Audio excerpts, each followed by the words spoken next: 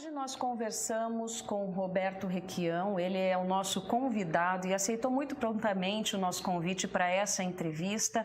Roberto Requião, que é formado em Direito, é formado em Jornalismo, também tem uma vasta carreira política, né? Eu preciso até consultar aqui, Requião. Deputado estadual, prefeito de Curitiba, 3 vezes governador do Paraná e 2 vezes senador. Então, apresentado um breve currículo, agradeço o senhor por ter aceitado o nosso convite de vir até aqui para dar essa entrevista. Se quiser, pode tirar a máscara, inclusive. Diana, eu acho que a máscara é necessária em quase todas as circunstâncias. Mas nós temos um estúdio enorme, maravilhoso. A minha distância entre eu e você é muito grande, então não tem sentido utilizá-la durante a entrevista. Diane, eu sou, além disso, eu sou formado em Planejamento Urbano pela Fundação Getúlio Vargas e fiz na Faculdade Católica também como parte do curso de Jornalismo e Teologia. Esse aspecto iluminado que você vê quando me olha é do curso de Teologia da nossa Faculdade Católica, que não era ainda a PUC, né? Afinal, eu tenho 80 anos. Mas é um prazer estar aqui com vocês. Estou surpreendido com as instalações dessa televisão regional local. Maravilhosa. Muito obrigada. Gostaria de falar com o senhor a respeito do seu trabalho atualmente. Quem acessa as suas redes sociais pode ver que é notório que o senhor não para de trabalhar, está sempre ali trabalhando, falando a respeito das coisas do nosso Paraná, também do país como um todo. No momento, qual é o maior foco que o senhor tem dentro do seu trabalho? O foco do meu trabalho é um foco político. Eu comecei a fazer política sonhando que eu ia participar da transformação do mundo, que eu ia ajudar a construir um mundo melhor. Eu fui deputado estadual, fui prefeito de Curitiba, fui governador por 3 vezes, fui senador por 2 mandatos e nesse último eu fui engolido pelo tsunami do bolsonarismo. Infâmias e calúnias na televisão, fundamentalmente no Zap, no WhatsApp, me tomaram a eleição. Uma coisa estranha, porque 2 ou 3 dias antes, Diane, o Ibope dizia que eu seria o senador mais votado do Brasil em relação aos eleitores do nosso estado, na proporcionalidade. E eu perdi a eleição. Eu fui difamado pesadamente. Um dos meus adversários, contam uma lenda urbana, chegou a comprar 5 ou 10 mil chips para, junto com o Rato e o Bolsonaro, me difamar. Eu batia na mulher, eu tinha 5 aposentadorias e eu realmente hoje tenho uma aposentadoria do INSS. Eu ganho R$ 3.072 por mês, mas tenho uma poupança ao longo de uma vida de muito trabalho. Comecei a minha vida como agricultor na região metropolitana de Curitiba, depois fiz o Colégio Estadual do Paraná, passei pelo Instituto Paranaense, que era dos padres, né, uma espécie de um seminário, e me formei em Direito numa escola pública e em Jornalismo na Faculdade Católica. Depois disso, eu fiz o curso da Fundação Getúlio Vargas, quis ser prefeito de Curitiba. Então eu fui com uma mochila nas costas visitar as prefeituras mais bem administradas do mundo. Fui conhecer Bolonha e Ferrara, que eram administrações participativas. Fui conhecer a primeira cidade linear do planeta, que é a cidade de Sória, na Espanha. Conheci algumas cidades na Rússia e fui conhecer as New Towns, as novas cidades na Inglaterra pós-guerra. Me preparei para isso, fiz o curso, me candidatei e comecei desta forma, um conhecimento muito amplo de administração pública no Brasil e no mundo, fundamentalmente as bem-sucedidas. No Senado, nos últimos anos, eu fui presidente do Parlamento Europeu Latino-Americano, a Eurolat. Eu tinha sede em Bruxelas e esse parlamento é composto de 75 países e eu presidi esse parlamento, fui eleito presidente. Um presidente europeu e um presidente latino-americano. Eu fui o latino-americano, junto com outro companheiro da Espanha. Nós compartilhávamos a presidência desse parlamento. Isso me deu a oportunidade de estar muito perto de todas as mudanças econômicas feitas recentemente no planeta que nós vivemos. Na Espanha, na Alemanha, a Merkel, o pessoal dos partidos mais à esquerda na Alemanha, e vi as grandes dificuldades deles com o tal do liberalismo econômico, que chega no fim. Não, o que eu estou dizendo para você é que eu aprendi muito nesses últimos anos. Então, você me perguntaria, o que é que você vai fazer? Primeiro, eu não preciso de mandato para fazer política.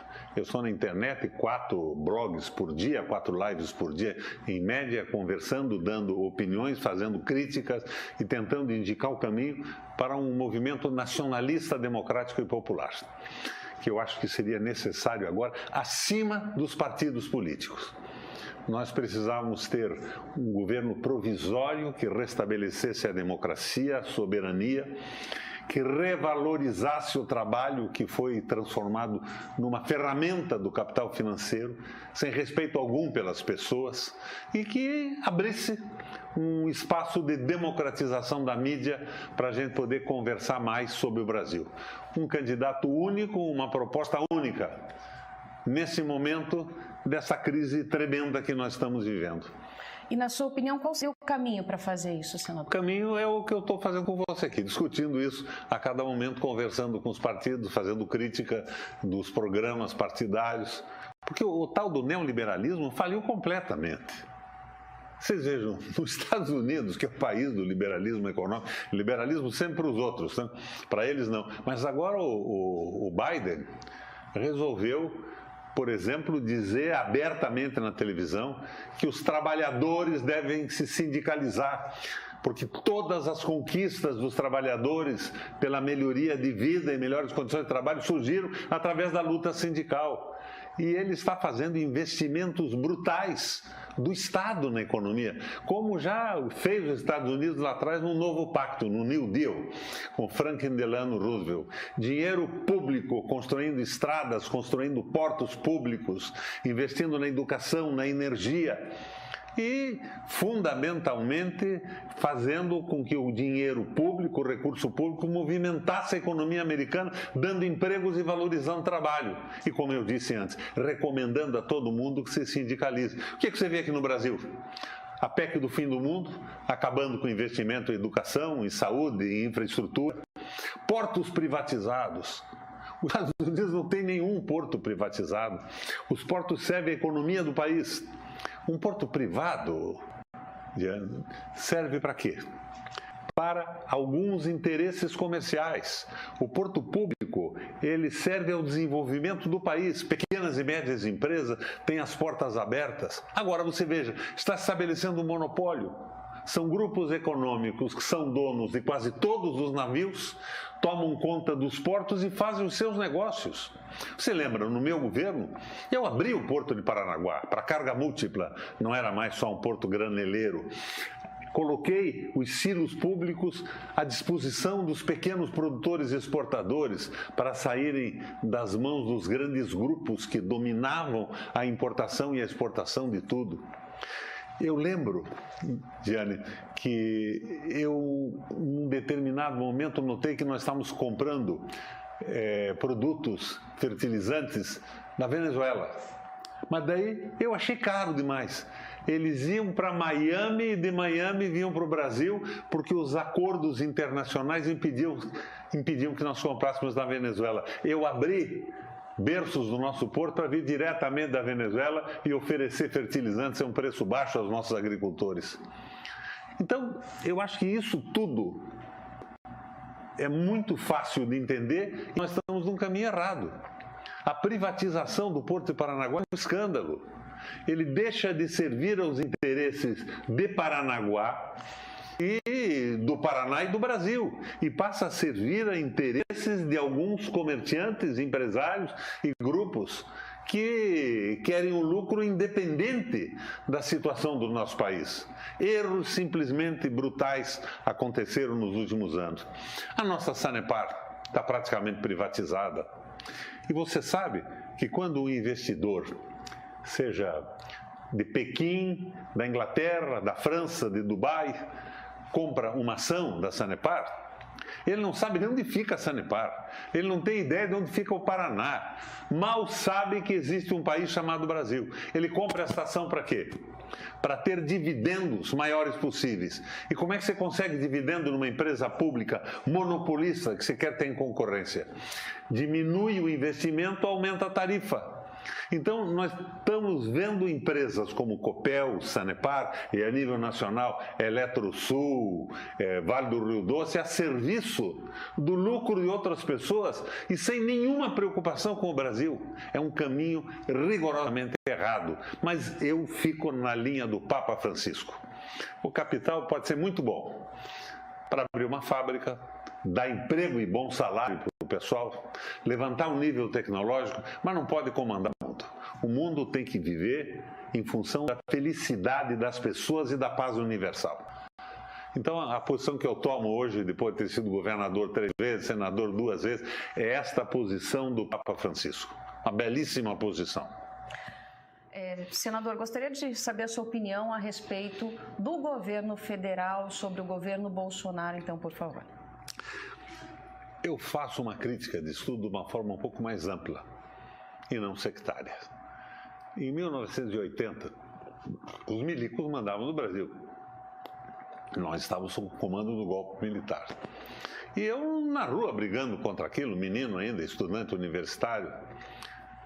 O Geisel era um autoritário, era um brutamontes, não tinha identidade com o povo brasileiro, mas ele era nacionalista. O Geisel criou a Escola de Engenharia do Exército, minha gente, que deu início ao processo de crescimento da engenharia brasileira. Ele apoiou a Petrobras, a Vale do Rio Doce.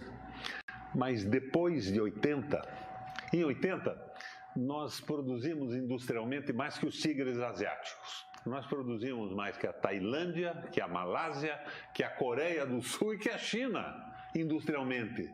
Hoje nós não produzimos 9% do que eles produzem. Por que isso aconteceu? Porque nós nos submetemos à Guerra Fria.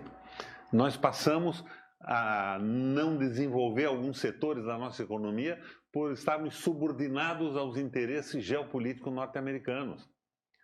Então, hoje, nós estamos numa decadência, num processo de desindustrialização que significa basicamente desemprego. Mas veja, isso vem de longe, essa pressão internacional. Não é só no governo do Bolsonaro. Foi no governo da Dilma, no governo do PT, que primeiro o Fernando Henrique Cardoso acabou com o monopólio do petróleo. Mas depois, no governo da Dilma, inventaram a parceria. Admitiram a introdução de gente de fora.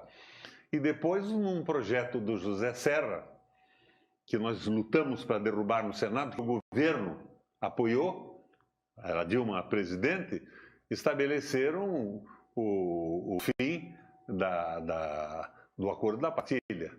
E admitiram que a Petrobras não teria mais obrigatoriamente 30% de cada poço e não seria operadora. Então isso vem num processo. Todos os países que cresceram no mundo cresceram com um investimento pesado do poder público.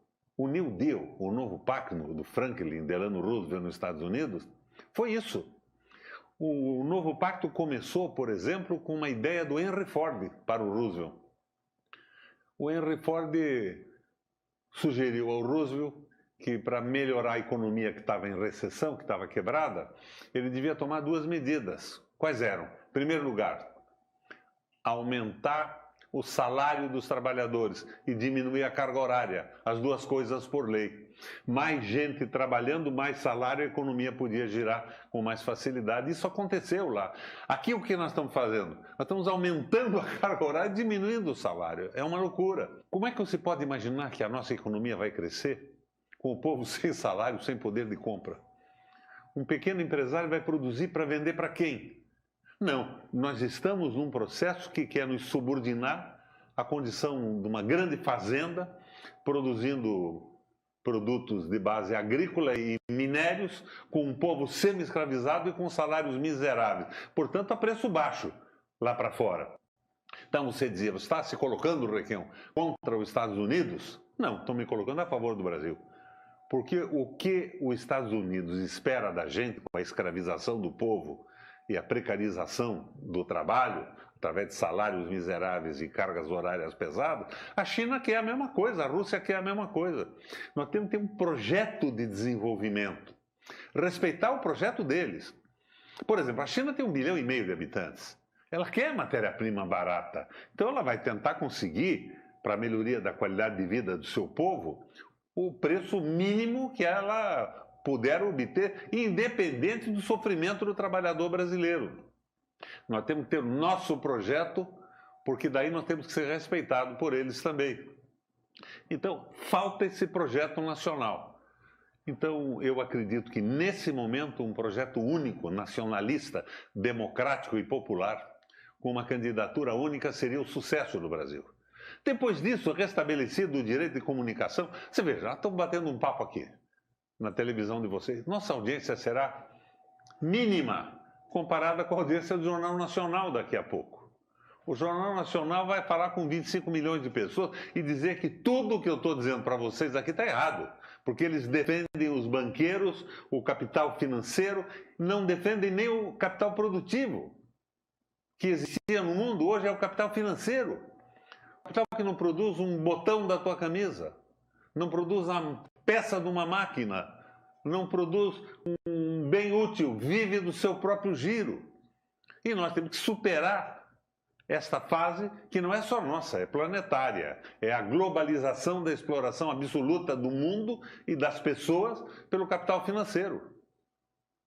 E o objetivo dos países é defender a sua população interna. Quando a China toma uma medida para comprar minério barato, para produzir bens que ela distribui no mundo para melhorar a situação do seu povo, está fazendo o que deve fazer. Ora, por que nós temos que nos submeter a isso? Com a escravização de nosso povo?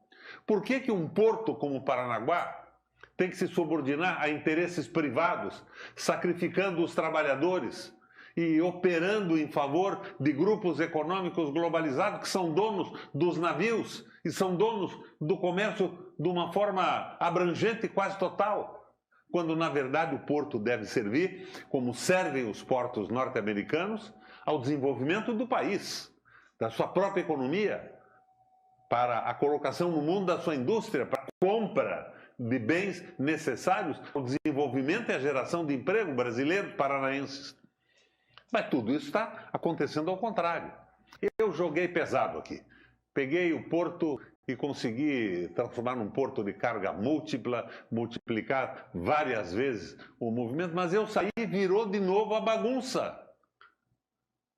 Virou de novo bagunça. O terminal de container, que já tinha sido privatizado pelo Lerner, pelos americanos, foi vendido para um grupo chinês. Que interesse tem o investidor chinês na felicidade da população do Paraná, de Paranaguá ou do Brasil? O interesse é única e exclusivamente o lucro. Então, há uma desvinculação dos interesses nacionais. Que interesse tem o pessoal que comprou a ação da Sanepar, com a qualidade da água e o tratamento de esgoto adequado no Paraná? Nenhuma. Eles querem subir tarifa, eles têm um monopólio na mão e diminuir o investimento para aumentar os lucros. E agora estão venderam a Copel Telecom, que punha a internet de qualidade em todas as escolas do Paraná. Por que venderam? Porque estão dando vantagens para algum grupo privado e seguramente, recebendo vantagens em financiamento de campanha e tudo mais. Então, nós precisamos dar uma mudada na política brasileira e na política do mundo, na linha de que o capital financeiro não pode dominar o planeta. A gente já está com o tempo bastante avançado, mas eu preciso fazer mais duas perguntas para a senhora. A primeira Respostas delas, curtas, vamos lá. A primeira delas, CPI da Covid. O senhor tem boas expectativas a respeito dessa CPI? Eu fui o relator da CPI mais importante do Brasil, que foi a dos títulos públicos. A CPI vai levantar a informação, mas a CPI ela não toma posições definitivas. Ela manda o relatório para o Ministério Público. E o Ministério Público do Brasil está jogando a favor do capital financeiro. É esse Sérgio Moro, que parecia a todos nós uma maravilha, E, de repente, ele estava interessado em quebrar empresas brasileiras, acabar com empregos e abrir o Brasil para interesses empresariais que não são nacionais. Está morando aonde o Sérgio Moro agora, sabia? Paranaguá? Não, ele fugiu para os Estados Unidos, depois que detonaram no Supremo a Lava Jato. E a Lava Jato, cá entre nós, precisava ter ocorrido, mas não como uma política entreguista para liquidar o Brasil, para acabar com a corrupção endêmica, que era de todos os partidos. Era uma brutalidade o que acontecia no Congresso Nacional e o que acontece hoje, mais do que antes. E o Moro veio como instrumento da CIA e do FBI e interesses americanos para destruir empresas brasileiras e liquidar com o emprego dos brasileiros. Isso é uma loucura. Futuro. Disputa as eleições de 2022, Requião? Eu posso até disputar, mas o meu interesse maior é colaborar com um projeto para melhorar o Brasil. Agora, eu tenho experiência, essa experiência foi adquirida à custa das eleições que eu ganhei, que o povo me deu. Eu assumi posições importantíssimas no mundo, eu poderia fazer muita coisa, mas eu preciso ver como é que está esse jogo. Como é que está o jogo da desmoralização, das fake news, das mentiras. Você veja, os senadores do Paraná, o João Álvaro Dias, Rúlio Visto Guimarães, morava na Alemanha, estava casado com uma alemã, morava lá, virou senador. À custa do quê? Que trabalho prestou? Qual é a proposta que tem? O Flávio Arnes. Nós temos nulidades absolutas enquanto o país está precisando de ação. O Paraná precisa de defesa, o Brasil precisa de defesa. Então, o que eu acho é o seguinte, eu tenho condições de ter um desempenho melhor do que eu tive anteriormente pela experiência que eu acumulei. Me chamem que eu vou. Eu não sou candidato a nada, mas não me furto a participar de um processo se eu tiver um apelo da base, que já foi base eleitoral minha no Paraná. Tá certo. Requião, mais uma vez agradeço sua vinda até aqui, o senhor ter se deslocado da sua casa na capital para ter vindo até Paranaguá para nos dar essa entrevista aqui no nosso estúdio. Muito obrigada mais uma vez. Você veja, não foi só pelo seu programa. Eu vim aqui para passar lá no mercado, comprar uma ostra e um camarão, naquele de primeira qualidade do nosso litoral. Melhor lugar para comprar, com certeza, é o nosso litoral. E comer um pastel lá no mercado. Tá certo. Requião, mais uma vez, muito obrigada. Um abração a vocês. E sucesso com a televisão. Obrigada. A gente conversou, então, com Roberto Requião.